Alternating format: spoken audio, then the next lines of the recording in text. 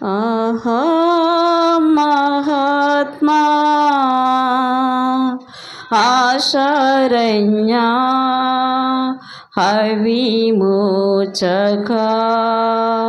ద్రోహరహిత చంపే నీను నా దోషమే కదా.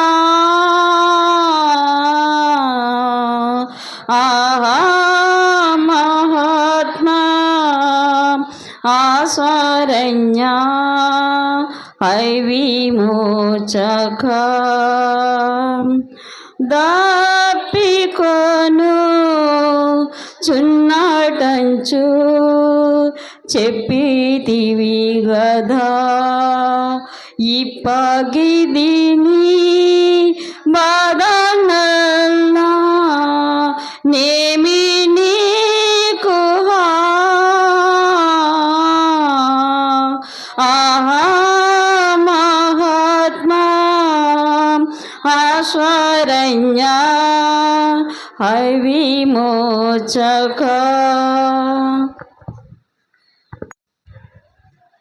వాక్యపట్నం యోహాను సువార్త 19వ అధ్యాయము 28వ వచనం. ఎం శాంతి గారు వచ్చి చదువుతారు.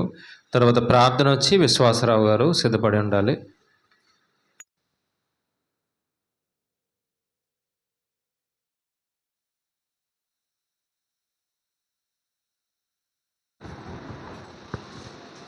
యోహాను సువార్త 19వ అధ్యాయం 28వ వచనం.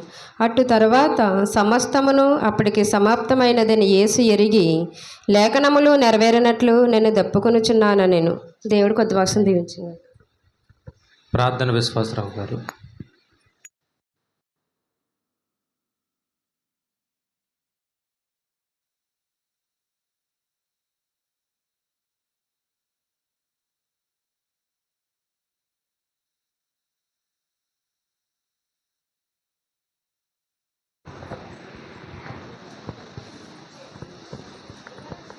ప్రార్థన చేసుకుందామండి. కళ్ళు మూసుకున్నట్లయితే.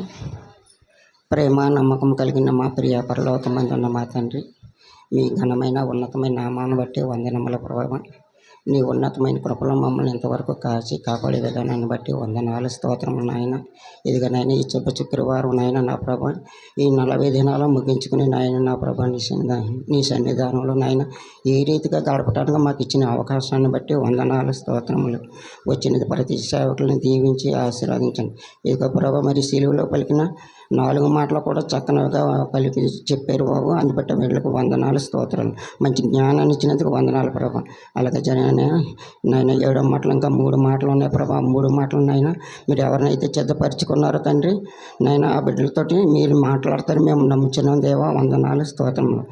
మాట్లాడిన ప్రతి మాట మా హృదయంలో భద్రపరుచుకుని అటు రీతిగా బ్రతుకుటకు మరి మాకు సహాయపడతారని కోరిచి ఈ యొక్క ప్రార్థన క్రీస్తున్నామని అడిగి వేడుకుంటున్నాను మా పరమ తండ్రి.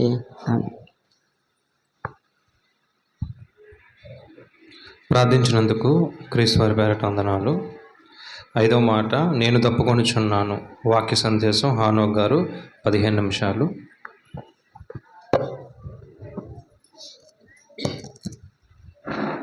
మంచిది. ఇంతవరకు మరి దేవుని మహాకృపను బట్టి 4 మాటలు బిడ్డలు ఎంతగానో మరి అనుభవం లేకపోయినా చాలా ఆనందపడ్డాను నేను. మీకు ఎలా ఉందో నాకు తెలియదు కానీ మీ ముఖాలు చూస్తూనే ఉన్నాను నేను. మేము ప్రకటించేటప్పుడు చూడరు కానీ ఆ బిడ్డలిద్దరు ప్రకటించేటప్పుడు మాత్రం మీ ముఖాలు చాలా ఆనందంగా ఉన్నాయి. నిజమే, అందరూ కూడా దేవుడి మాటలు మాట్లాడాలి. నాకు ఇచ్చిన 5వ మాట చాలా విలువైంది. ఎందుకు విలువైందంటే విలువలో మహా విలువైంది. ఆయనది 7 మాటలే కాదండి, బైబిల్ గ్రంథంలో ఉన్న మాటలు అన్నీ కూడా విలువైనయే. అంటే ఈరోజు గుడ్ ఫ్రైడే కాబట్టి మనం సందర్భాన్ని బట్టి 7 మాటలు మాట్లాడతాం. అందులో ఉన్న సారం చాలా గొప్పది అండి. చిన్న ప్రార్థన చేసుకుని వాక్యంలోకి వెళ్తాం. మహాగణుడ పరిశుద్ధుడ నీకు వందనాలు. ఈ చిలువ ధ్యాన కోడికల్లో మొట్టమొదటగా 5వ మాట మాట్లాడే భాగ్యం నాకు ఇచ్చినందుకు మీకు వందనాలు. నీ బిడ్డల ఎదుట ఈ మాటను వివరంగా అర్థమయ్యే రీతిలో మాకు మీరు నేర్పుతారని అడుగుచు ఈ ప్రార్థన క్రీస్తు నామం ద్వారాగా అడిగి వేడుకుంటున్న పరమ తండ్రి, ఆమె. ప్రియమైన దేవుని వల్లరా, యోహాను సువార్త 19వ అధ్యాయము 28లో పలికిన మాట ధ్యానించుకుందాం. గట్టిగా చదవండి.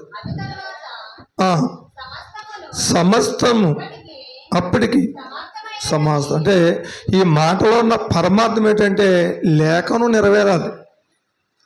యేసుక్రీస్తు వారు పరలోకం నుంచి వచ్చి భూమి మీదకి వచ్చిన తర్వాత ఆయన ఏం చేస్తారు? చిలివేస్తారు. 9 గంటలకు ఎక్కించిన మహనీయుని ఎన్ని గంటలుగా ఉన్నారు ఆయన? 3 గంటలు. ఈ 3 గంటల్లో ఎన్ని బాధలు పడ్డాడో మనం చూడగలిగితే కన్నీళ్ళు కారిపోతాయండి. ఈ 3 గంటల సమయంలో ఎన్నో చిత్రాలు, ఎన్నో బాధలు, ఎన్నో ఇబ్బందులు. అయినా ఆయన ఏమనేవాడు? వీళ్ళు ఏమి చేస్తున్నారు వీళ్ళకి? ఈ మాటలో ఉన్న పరమాత్మ ఏంటంటే లేఖనం నెరవేరాలి.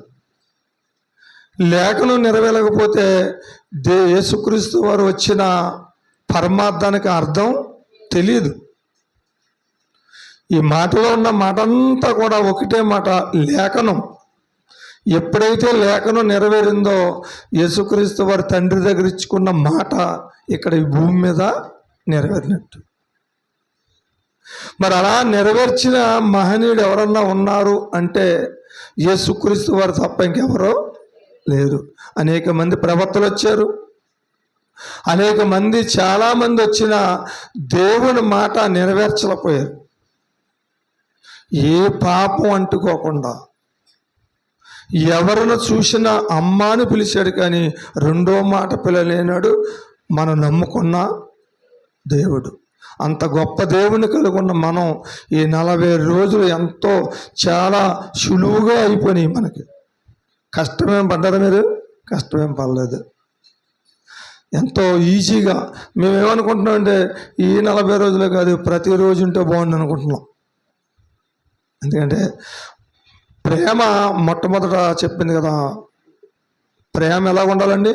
ఒకరికొకరు ప్రేమ. ఒకరికొకరు ప్రేమ కలిగి ఉండాలంటే సన్నిధిలోనే ఉండగలదు, బయటికి వెళ్తే ప్రేమ ఉండదు. ఏమి నెరవేరాలి ఇక్కడ? చదవండి. లేఖనము నెరవేరినట్టు నేను దప్పుకున్నానని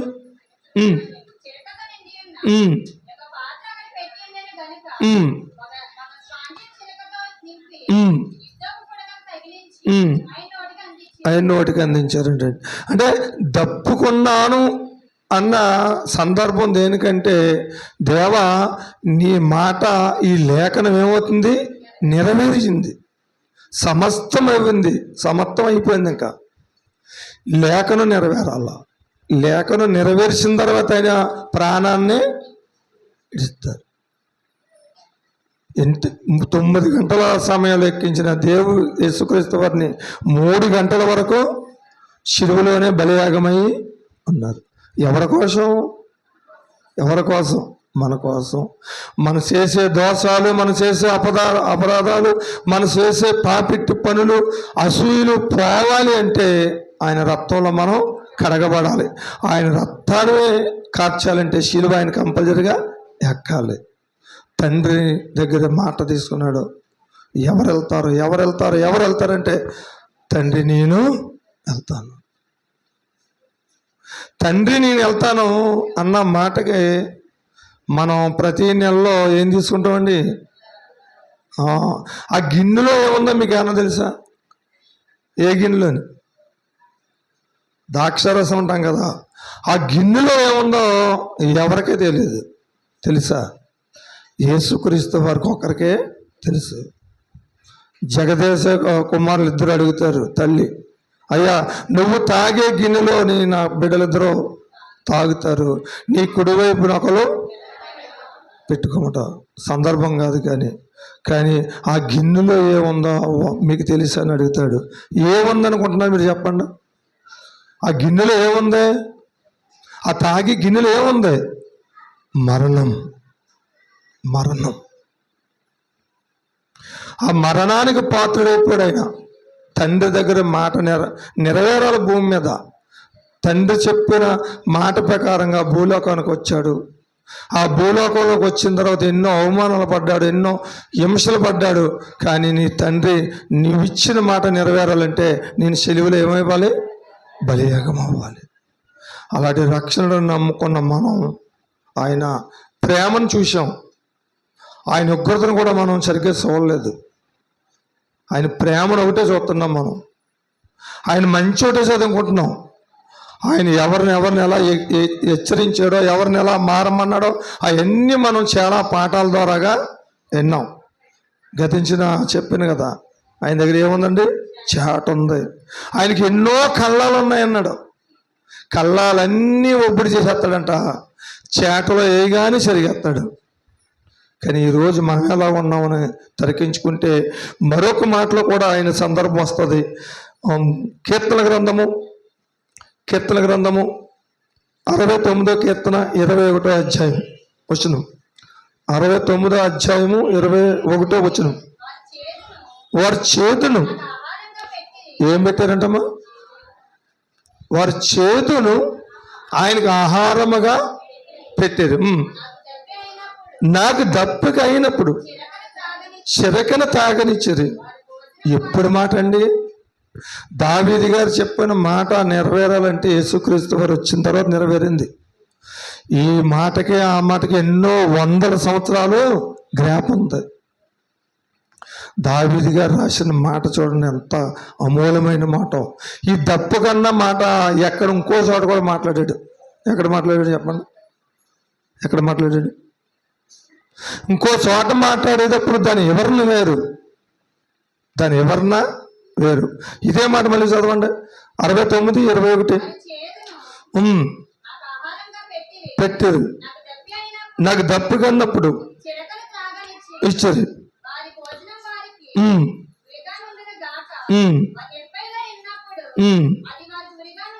చాలండి. అంటే ఈ దప్పికన్న మాట లేఖను నెరవేరుతుంది కాబట్టి ఈ లేఖను నెరవేరుతుందని దేవుడు శిష్యులతో చాలా మాటలు చెప్పాడా లేదా? నేను మరణిస్తాను, 3వ రోజుని నన్ను సమాధి చేస్తారు, తిరిగి లెగిస్తానన్నాడు. కానీ ఎవరు నమ్మలేదు? శిష్యులు నమ్మలేదు, ఎవరు నమ్మలేదు. కానీ ఈ రోజులున్న క్రైస్తవులు కూడా దేవుడిని ఎలా నమ్ముతున్నారు? మనం ఎలా నమ్మాలంటే మన కొరకు, మన పాపాల నిమిత్తం, మన అపరాధ నిమిత్తం ఆయన ఏమైపోయాడు? చిలువలో బలియాగమైపోయాడు, సమాధి చేయబడ్డాడు, 3వ దినాన లేపబడ్డాడు. అదే సువార్త, అదే శుభవార్త. ఏ వార్త? అదే శుభవార్త. ఆయన మరణిస్తాం, సమాధి చేస్తాం, తిరిగి లెగుతాం చెప్తామే శుభవార్త. అలాంటి శుభవార్తను చెప్పుకుంటున్నామంటే మనం ఎంతో ధన్యులు. కానీ ఇదే మాట ఇంకో చోట కూడా మాట్లాడాడు. ఆవిడికి అర్థం అవ్వలేదు ఈ మాట ఏంటో. చూడండి, యోహాను సువార్త 4వ అధ్యాయము 9వ వచనంలో ఉంటుంది. అక్కడ ఆ సమరయ స్త్రీ, యూదుడవని నీవు నన్ను దాహం అడుగుతున్నావేంటి? ఎలా అడుగుతున్నావు? ఎలా అనగా అందుకు యేసు, నువ్వు దేవుని వరమును ఏమడిగాడినా?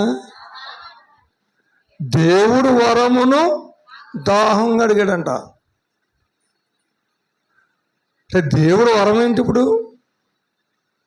ఈవిడికి అర్థం అవ్వలేదు అక్కడ మాట. ప్రభు చెప్తున్నాడు, నాకు ఏముంది? దాహం వేస్తుంది. నువ్వు గ్రహించలేదు. ఈ దాహం, ఈ దప్పికి తీర్చేవాడు నేనే అనుకుంటే నువ్వు ముందుగా నన్ను అడుగుదు. కానీ నిన్ను నేను అడుగుతున్నాను అని నువ్వు దేవుడు వరమును చదవండి. అందుకు యేసు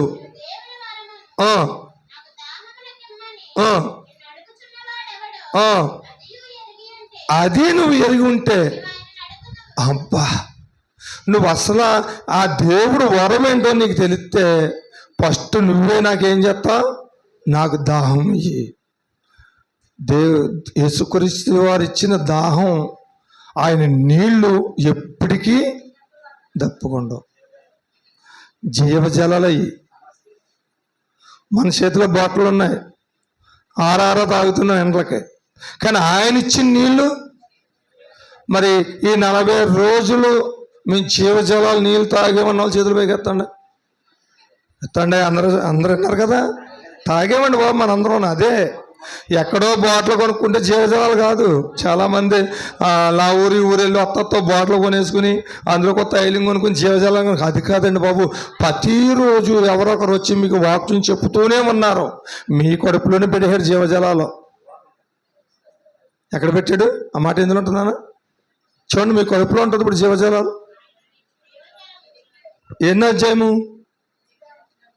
చూడండి, యోహాను సువార్తలో ఉంటుంది అది కూడా.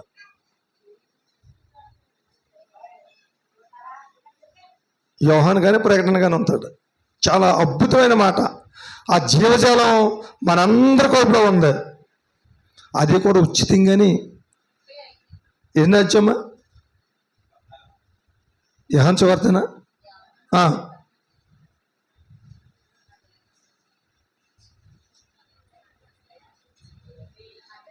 చదవండి. 14వ అధ్యాయము యోహాను సువార్త వచ్చిన అధ్యాయం చెప్పండి. 14వ అధ్యాయము 15వ వచనం అంట. చదవండి. అయ్యయ్యో, నేను రాసుకోకపోతే ఎంతమంది ఇబ్బంది పెట్టేశాను. చదవండి, ఏముంది అక్కడ? అది కాదో కాదో నేను చెప్తాను. నేనిచ్చి నీళ్లు తాగువాడు వాడు ఎప్పటికీ నేను వానికిచ్చి నీళ్లు నిత్య జీవముకై వానిలో ఊరిడి నీటి బుగ్గగా ఉండినని ఆమెతో చెప్పను. ఆ మాట కాకుండా ఇంకోటి ఉంటుంది, ఈ జీవ జలములను మీ కడుపులో పెడిన ఉంటుంది. ప్రకటన గ్రంథంలో తీయొద్దులేండి, సమయం అయిపోయింది కాబట్టి. అంటే ఈ 40 రోజులు మనం ఏం తాగామమ్మా? జీవజలాలు. దేవుడు వాక్యం అంటే ఏంటో తెలుసా? జీవజలాలు. అలాంటి జీవజలాలు తాగిన మనం, అలాంటి నిత్య జీవానికి వెళ్ళాలనుకున్న మనం, మరి దయతో చిన్న మాటలు చెప్తున్నాను యవనస్తులకు కానీ ఇంకా ఏమన్నా అక్కడక్కడ మరకలు ఉన్న వాళ్ళు కానీ, ఈ జీవాలని నీళ్ళు తాగేవాళ్ళు మరి ఇంకొక జీవజలాలు ఉన్నాయి బయట. ఏంటయ్యి? కట్ల పాములు. తాగకూడదు. ఏం చేయకూడదమ్మా? తాగకూడదు. ఈ జీవజలాలు పరలోకానికి నడిపిస్తాయి. ఈ జీవజలాలు పరలోకానికి నడిపిస్తాయి. బయటికి వెళ్ళి తాగే జీవజలాలు నరకానికి పంపిస్తాయి. చేట్లో చెరిగేస్తాడు, చివరుంటావు నువ్వు. ఎక్కడుంటావు? వెనక్కి రావు. వెనక్కి వస్తే చేటలు ఏముంది? దండి ఉంది, కిందకు పడవు. చివరేముంది చేటలోని? ఏమీ లేదు, విశాలంగా ఉంది. నిత్య నీళ్ళు తాగేవాడు నిత్య జీవానికి వారసుడు. ప్రకటన గ్రంథంలో ఉంటుంది ఆ మాట. మీ కడుపులోనే పెట్టేసాను జీవజలాలు అంటాడు. మీ కడుపులోనే. చదవము జ్ఞాపకం ఉంటే.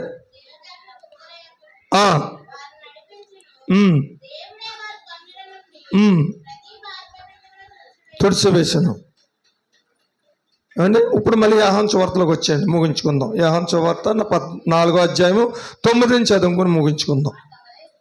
ఆ సమర స్త్రీ, యూదుడవైన నీవు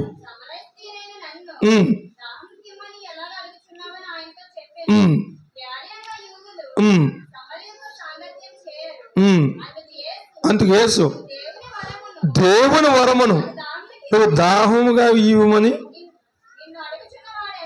నిన్ను అడుగుచున్నవారు ఎవరో అది నువ్వు ఎరిగి ఉంటే నువ్వు ఆయన్నే నువ్వు ఏమడిగి దేవుడి నువ్వే నాకు జీవజలం ఇవ్వయ్యా, నువ్వు అడుగుతాం కాదు అంటే ఏం తెలియలేదు దేవుడికి, దేవుడు వరము తెలియలేదు. మనకు కూడా ఒక మాట దేవుడు అంటే కృప తెలీదు, దేవుడు వరం అంటే ఏంటో తెలీదు, దేవుడు మన గురించి ఇంత త్యాగం చేశాడని తెలీదు. తక్కువ నిర్ణయాలు మారిపోతాయి. చిన్న పని అవ్వకపోతే ఏమైపోద్ది మన హృదయం? ఇన్ని వారాలు చర్చికి వెళ్తున్నాను, నాకు ఏ పని అవ్వలేదు అనుకుంటాం. కానీ ఆ పని అవ్వలేదంటే దాని వెనకాల ఏదో మేలు ఉందని గుర్తుపెట్టుకోండి మీరు. అవును తండ్రి, నేను ఇది కావాలని కోరుకున్నాను, నేను దానికి అరుకును కాదేమో, దానికంటే పెద్దది ఇస్తావేమో, నువ్వు ప్రార్థన చేయి, ఇంకా పెద్దది ఇస్తాడు.